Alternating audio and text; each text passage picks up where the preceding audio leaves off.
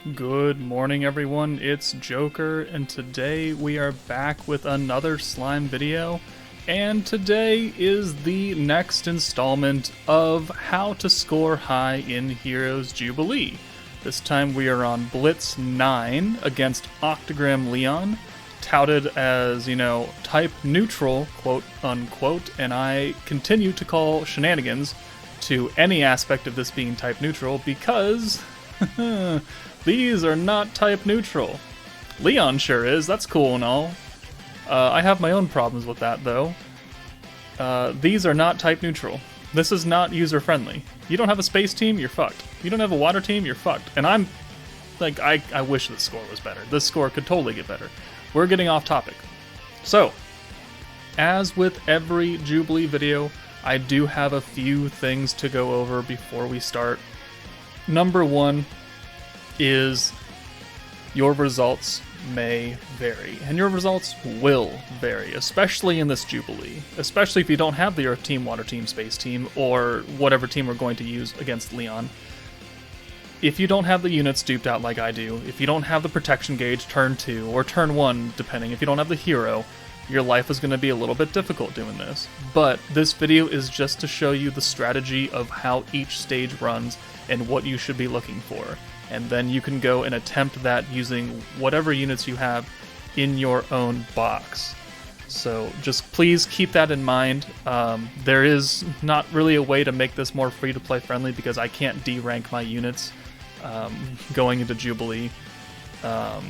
If you join the Discord, there are free-to-play members who have, come up with their own strategies using less duped units or not the units that, you would normally have. So just please keep that in mind.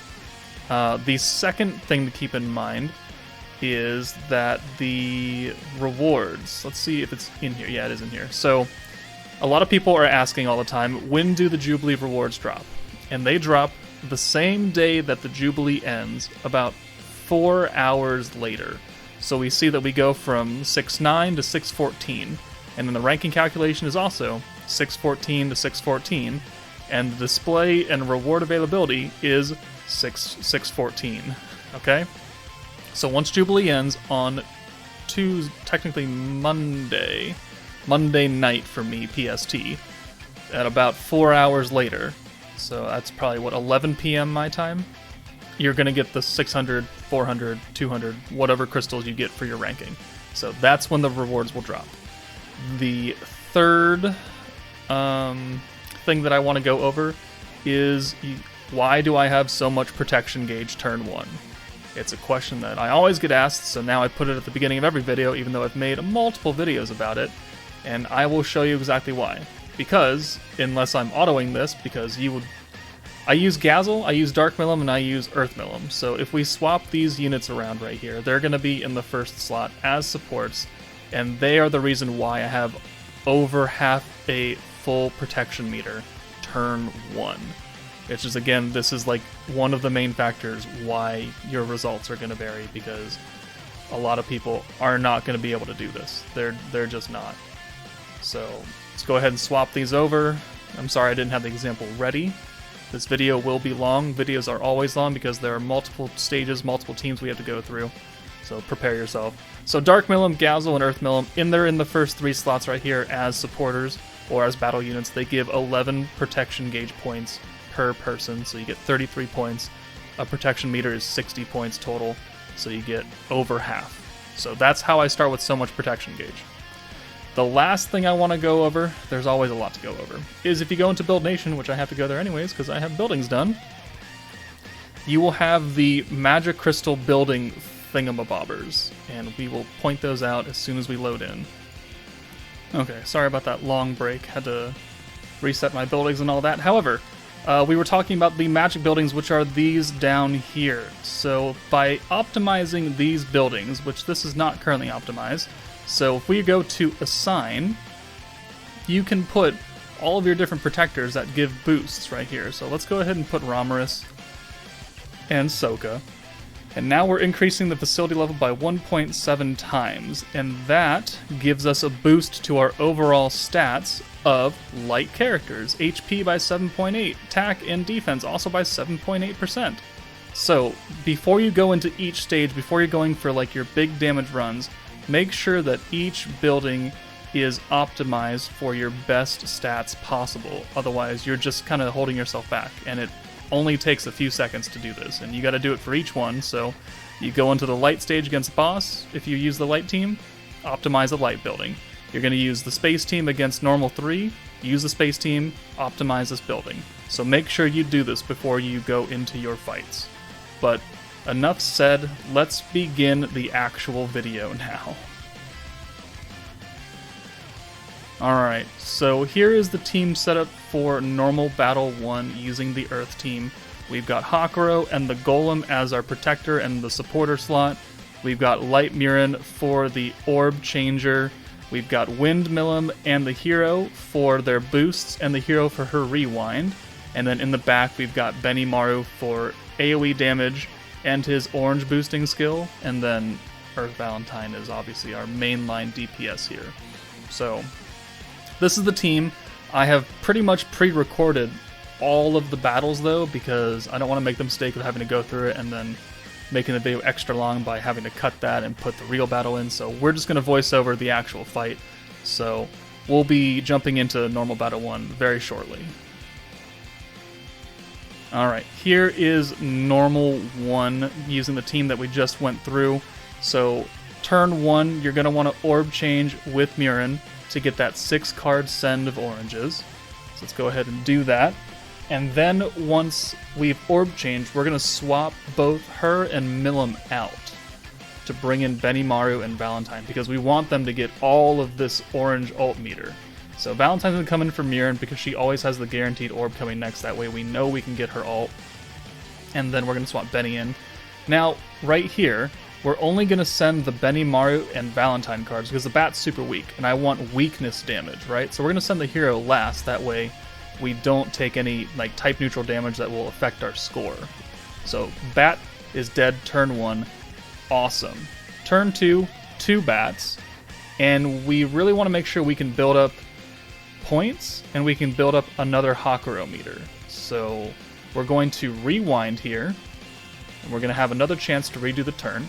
So right here, I'm just going to send the Valentine cards because we can get her ult guaranteed right now. And we're going to kill this first bat, I believe. Okay, first bat is dead. Valentine has her ult, the rewind kicks in, and now what we're going to do is we're going to send Valentine to the back to bring Millum in. It seems a little weird, but trust me, we need her not here right now. So let's go ahead and use the orange boost. And now we shall use Hakuro, and by using the boost and a full hand of Hakuros, that gives us plenty of ult gauge, of which we're going to send Benimaru again because I want that type advantage points. And it gets us close to a Hakuro meter. But since I have Millum and Hero on the field, we're actually going to get the Hakuro meter this turn. So there we go. We've popped in. We've gotten those extra points. We have Hakuro meter. We have full 100 points. We have an ult with the Hero, but that doesn't matter. We're going to boost up with Wind Millum, and then we're going to swap her out for Valentine, who has the ult, right? Who we saved in the back. So here, we're going to use Hakuro, and then we're going to boost up with the Hero, get that crit boost on everybody, and also we're going to use Valentine's magic point, or magic attack boost, and lower. Now that lower affects one bat. So remember which bat it is, that way you can nuke that bat with Valentine. And then we're really strong, right? We're fairly strong. If Valentine would straight up kill one of these bats at this point, because we've got the crit and we've got her boost. Like one of those bats, if we send one card of Valentine, that bat's dead. But we don't have any Valentine cards. We have Benimaru cards. So 68k on that one bat. Benimaru doesn't quite kill because he only has the crit boost. So we've taken them down pretty much, and now we can nuke them with the AoE. We don't use the hero cards at all. We don't use Millum cards. This is only doing damage with the Earth team, and we end at a 38.2, which is a fairly decent score. I have seen 39s and I have seen 40s. So this, is realistic considering my Valentine is not level 100. My Benimaru is not level 100. So this can work. Now, you could definitely do this with, like, If you had to, you could use Trainee instead of Valentine, and Earth Milim instead of Benimaru as far as the AoE and the single target. You could use Soe and try and do it that way, but your damage may suffer a little bit and you may have to kill on like turn 4 or something. Really the hero here. The hero is going to be a mainline unit in pretty much every single one of these teams. But that's stage 1, normal 1. Let's move on to normal 2 now. Okay. Normal 2, using the water team, using Hakuro again. We've got Water Milim as a support for him. This team took me a little bit to build, and it's mainly because my Velzard's only level 80, so I'm not going to hit that hard, so I need as much help as I possibly can. So, I've got Raphael. When Raphael actually doesn't do jack shit in here. He's here because he is a water unit. You can easily replace him with anybody else that's water. Free Ranga. I don't care. Alice, don't care. As long as it's a water unit, his only purpose, her only purpose, their only purpose is to do normal attacks on turn 3 with type advantage. Replaceable. Windmill here for her ult boost. Hero for the crit boost and rewind. Velzard for her boosts, and then Soe for single target DPS. Now, it's important that I have Space Rimuru on Soe. Yes, I could use a better character to give more DPS to Soe, but I need Space Rimuru's trait along with the hero's trait. I need both of them to give me as much protection gauge as possible during this fight, and you will see why. So let's jump in, and I will show you how this team runs. Alright, so we're jumping into normal 2 right here with my janky team. I promise it works, but you're not going to like what I do, because it goes against conventional Jubilee strategies. So, turn 1, 2 blues and 4 greens. We're not going to do it. We're going to bring Velzard in for the hero, because she has 2 cards, and we're going to bring Soe in for Milim. That way we have a full hand of water units, and we're only going to send the greens. Only sending the greens right here, because I have a plan. And sometimes it works, and sometimes it doesn't. So, turn 1, turn 2. 5 blue cards.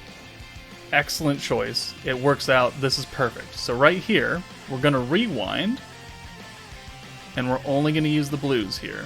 We're going to use the hero cards because we want to kill this dragon. Like, we want to get him down low. But we also want as much Hakuro meter as possible. So, we send the 5 blues. It's almost dead. Almost, but not quite. So let's rewind. And now, perfect. We can get a guaranteed Velzard ult and Soe ult using this Hakuro, and we'll be at max points. So we're just going to go ahead and send the water cards first and worry about the hero last, because again, we want to kill this dragon, which we are. So only type advantage damage. And now we're moving on to turn 3.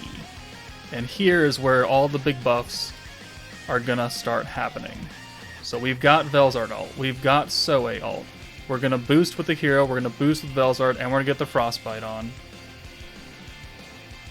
And we're gonna call it good. Alright. And now we're going to swap in Windmill for the hero. And we're going to pop Hakuro, again getting a 6 hand of oranges. And then we have 55 points, the exact amount that we're going to need to use Windmillim's ult boost. Alright, and now here, if I had a Milim card, then I would swap in Raphael or whatever water unit. That way we would have all water units back on the field again, but we don't, so it's fine. We're going to go ahead and send this. We're going to get the dragons down decently low. We're going to send 3 on one and that final 200% hit on the other. Get them, even out the damages. And now Velzard's going to nuke for 53, and Soe's going to nuke for 42-4. So that's the strategy I used for normal 2. Let's move on to normal 3 now.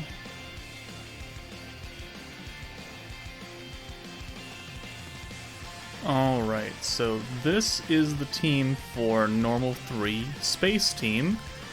Cabby is the leader, Veldora in the sub slot. You could really go either way depending on how you wanted to play this stage.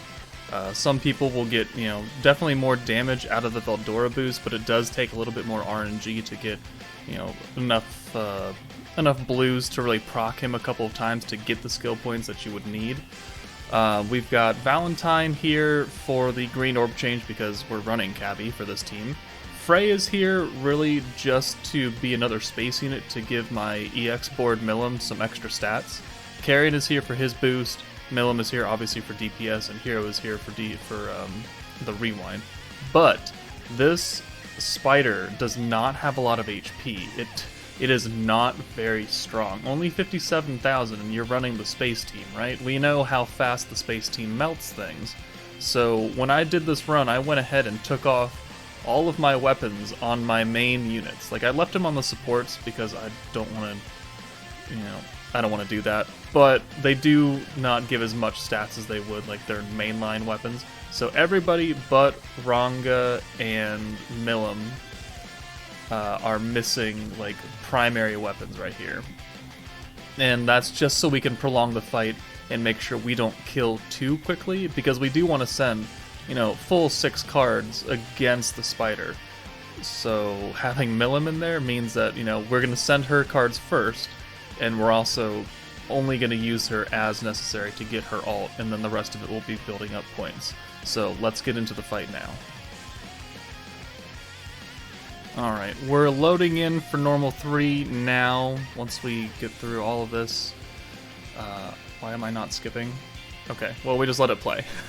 Either way, the opening hand is a 2 blue and 4 orange, so you're going to want Carrion or someone to be a double orb changer here, because we want to get your protector online. So let's go ahead and do that now. And then we're going to bring Milim in for, I believe, Valentine. Oh, we're going to bring her in for Carrion, okay. And then we'll bring in the hero for Valentine. So we'll leave Frey up here for space damage. I'm not quite sure why I did that, but we're going to go ahead and set it anyways. Milim's card's going last, that way we don't do as much damage. Alright, so that means that we will have Cabby here. So, and we got a pretty godly hand for Cabby, right? Alright. So, I don't really know what to say other than bring Valentine in. We're gonna need her. So, bring her in, come on. I don't know what I was thinking about. Orb change, obviously. Pop Cabby. Full greens. Oh, we're gonna bring Carrion in for Val. Okay. Still getting space damage in for the type advantage, or the weakness damage. And now, again, we will send Milim first, but we will get her ult, and we will have maximum points right here. 140. Now, he doesn't have too much health left right here. Like, he definitely has a chunk, but when you consider that the next turn we're going to be fully boosting, it kind of leaves things up in the air. Like, we could use the rewind here, try and get some extra points, but we're not. We're going to use a space boost, we're going to use a crit boost, we're going to use the other crit boost, and we're going to use Drago. And, I mean, we have 16,000 HP left, so I'm fairly confident based on my previous testing that one Milim card will not kill, especially if it guards. So there we go. 10,000 damage, and then the ult does 94,000. 94,000 damage right there. So that is how I got my high score. Technically, you can go higher if you get lucky and you start stacking up really fast with Space Veldora. But this is a bit more consistent team, right? And if you don't have Veldora, then you might have Cabby, you might have Valentine, she's in the pool. And if you were playing during the space meta, I mean, you technically should have everybody. At least the main battle units, you should have everybody on this team right here. But that's the pretty standard team I used. Could I irk more damage? Yes. Do I want to? Not really. Let's move on to boss battles now. Okay, so there are a few different teams that you can use in boss battle, considering that it is type neutral, right? Everybody wins in type neutral, quote unquote. But he still does have a few different restrictions to him. Alright, so he is weak to magic damage, so that's cool. You also can't stun him, just like everything else in the game that's hard. He does bind everybody for 7 turns, 100%. Now, they did drop those new earrings that give you a 10% chance to dodge that bind, but I can't be bothered. Like, I know that people are doing strategies where you're putting your DPS in the back and you're praying that 10% proc happens, and 2 of your people aren't sealed or binded in, so you can bring in your DPS, bring in a support, and then, you know, start boosting like that. I'm not going to sit here and try and proc that 10%. If you guys want to do that with the strategies, you certainly can, but none of these examples are going to be of that. Just heads up. We're going to go straight up your first 3 units, and you're going to kill. So he also seals the attack up, which means that a lot of units, Gazel, the new Shion, if you happen to bring Space Reamer for something, Velzard, they're not going to hit, because they're not going to get that attack boost up. If they have a secondary part to that skill, they will get that. Like Shion has the extra Pierce power, that will happen. Velzard has the extra Pierce power, that's going to happen. But the attack up specific stat doesn't work here. So he also increases his own attack and his crit rate, that's fine. He nerfs blues after turn 4, so you don't really get a lot of time to stack with the space team. I still use a space team in an example, but it's a very quick kill. It's a kill, I think, on turn 3 or 4, so yeah, you gotta work with it. And then he does give himself an ult on turn 3, I think. And I don't think we ever got to this part, because it's okay, so the max turn bonus score for Leon is turn 2, and that is 100% physically impossible. Like, you do not have enough damage to kill on turn 2, even using a rewind, even using like really, really strong units that are all boarded out. Like, you're not going to do it. So realistically, 3 turn kills, 4 turn kills are what you're going for. 3 turn is best because you don't get that massive drop off in turn point damage, or points, turn limit points, what I was going for. But you're not going to hit a turn 2 kill. You're not.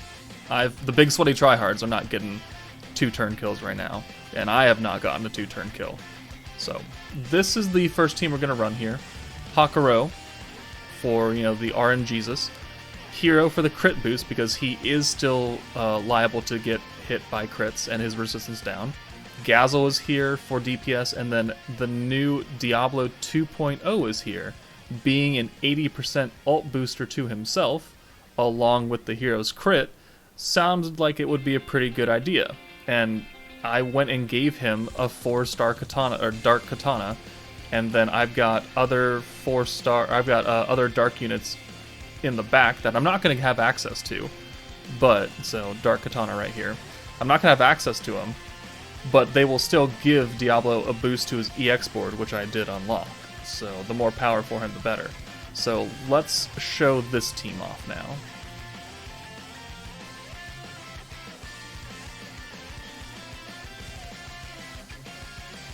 Okay, we are loading in now. Again, turn 3 kill. You don't have a lot of time, and you always get a 3-2-1 hand of blue, green, and orange. It's not great. Definitely not great. So, what we're gonna do right here is we could send the 3 blues, or we could rewind. Honestly, like a lot of my strategies for the light team, I rewind turn 1. But we don't do it here. So now, because of him right here, because we started out with so much protection gauge, because we're getting Rimuru's trait as well, these 3 blues plus Rimuru's trait that's on Gazel actually guarantees us that we get the protection gauge turn 2, which is great. So now what we can do is we can rewind here and then get a full send, or actually we'll get rid of some cards just to get the Hakuro meter back up, and then we're going to rewind and pray that we get a lot of Diablo and Gazel cards, like a lot of them, because we need both of their ults. And that works. We're going to need 3 Gazel cards to get his ult, and 2 for Diablo, since we will include his trait of giving himself ult gauge every turn for the first 3 turns. So now we got 2 ults. max points, and then because we have the hero, we're gonna get the trait from her, and we're gonna have another Hakuro gauge and Rimuru. So their powers combined will get us another Hakuro meter, which means we have another full card send just to do more damage. And then we also have enough points to use the hero's crit boost, Diablo's own ult boost, and then technically we can use Gazel's second skill to increase crit damage because we're guaranteeing ourselves a crit. There's no point in using the Gazel's first skill because it's an attack boost and a crit chance boost, of which he's already guaranteed crit because of the hero, and the attack boost won't apply. So, I mean, you can use it, it just won't do anything. So right here, we could go ahead and send. I don't know why I'm not using Hakuro, though. I don't know why I didn't use Hakuro for a full card send. That was kind of weird. Oh, I wanted to use all 3 ults, because I figured that would get him low enough. So, hero ult, Gazel ult takes him pretty low, actually, surprisingly. And then Diablo finishes off with a 31.8, which I thought would be actually a lot higher, with an 80% ult boost, but it works, I guess. So, 94.5 thousand on boss battle 2. Just decent. Very, very decent. It's just you gotta have Diablo 2. So that is one example of a team that you can use against Leon. Let's move on to the next team. Alright, this is the next team that I'm going to use, the light team, the newest team, full of the new units, fresh off my level 92s of both Rimuru and Shion. This team is very powerful, alright? The power to stack up Pierce with Shion will kind of negate kind of the attack boost that you're not getting. And then Shizu stacking up with the guaranteed Pierce, because with this team we can get there. It's very possible to get a guaranteed 100% crit chance and 40% Pierce power for Shion.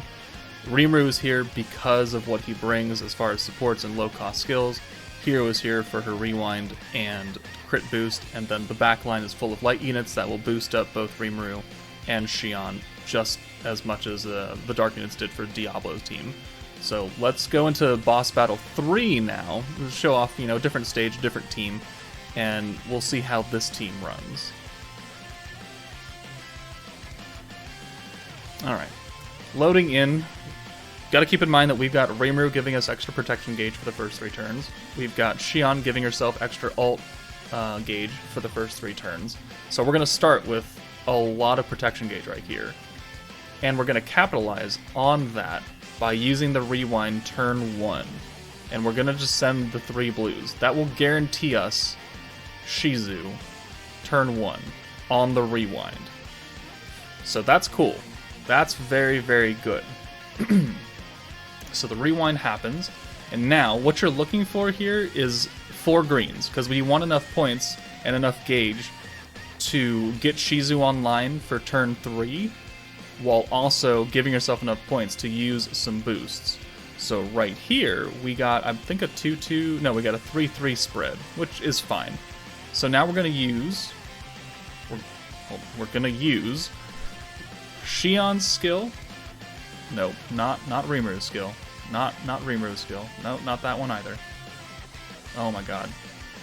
There we go. Nope, stop that. We're going to use Shion's skill that gives us 20% extra skill points, and then we're going to use Rimuru's debuff, because the debuff is active for 2 turns, so it'll stay until turn 3. And it also gives 50% ult gauge increase to the greens, so this means that we can get Shion and Shizu's ult right here, while also getting, not Shizu, Hero, while getting Shizu's protection gauge ready for turn 3, and having max points. So now we have 2 ults. We have actually a pretty good hand.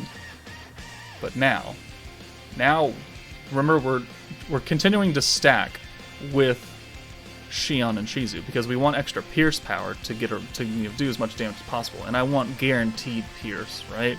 So because we have full points, that allows us to use the Hero boost and Rimuru's other orb change skill, which gives greens extra 15% damage, and then we're going to finally use Shion's attack boost that is now 40%. Shizu is now a 100% guaranteed Pierce, and now we have a full hand of attack boosted greens, 2 ults, alright? Only 44,000 health left, so based on experience, you can't send all 6. Shion's last card will murder him. Just because she does so much damage at 40% pierce power. So here, we're going to use the ult and get him quite low, and then Shion will come and clean up with 38.4 thousand damage. Relatively painless turn 3 kill. Again, we're not playing around with the dodging of binds, we're not bringing in other support units to do it, we're just getting what we have, using Shizu as much as possible, using the skills from Rimuru and Shion to boost up our power, and that's how we're doing it. Alright, so this is going to be Boss Battle EX, using the same light team that we used for Boss Battle 3, just because I think it works the best for a team that's not dedicated to swapping in and out with that 10% RNG.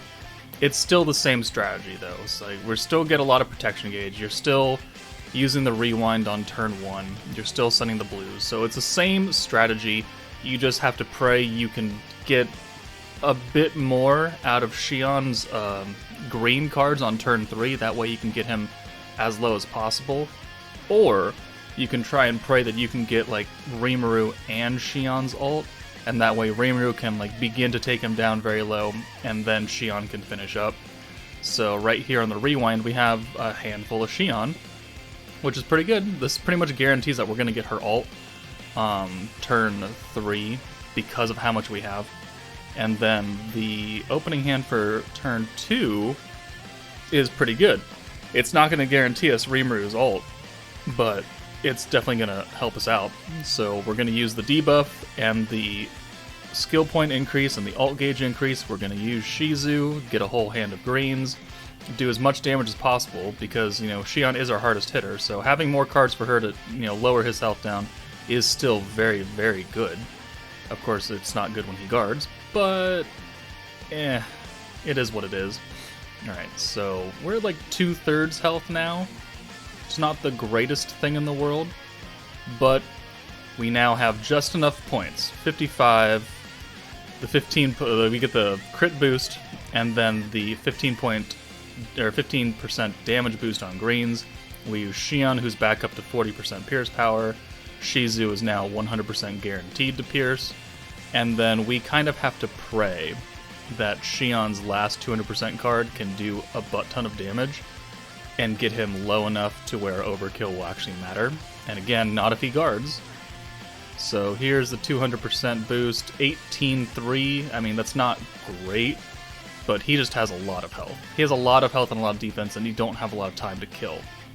So if you want to go for max turn, or well, as best turn bonus as you can, then this is kind of what you're going to have to do. 35-6, and you can definitely push that higher if you can get luckier with some Shion cards on that third turn, where your Pierce power and your his debuff are really going to take effect.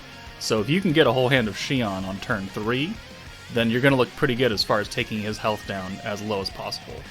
But that's it from me, guys. Hopefully you found this guide at least a little bit helpful.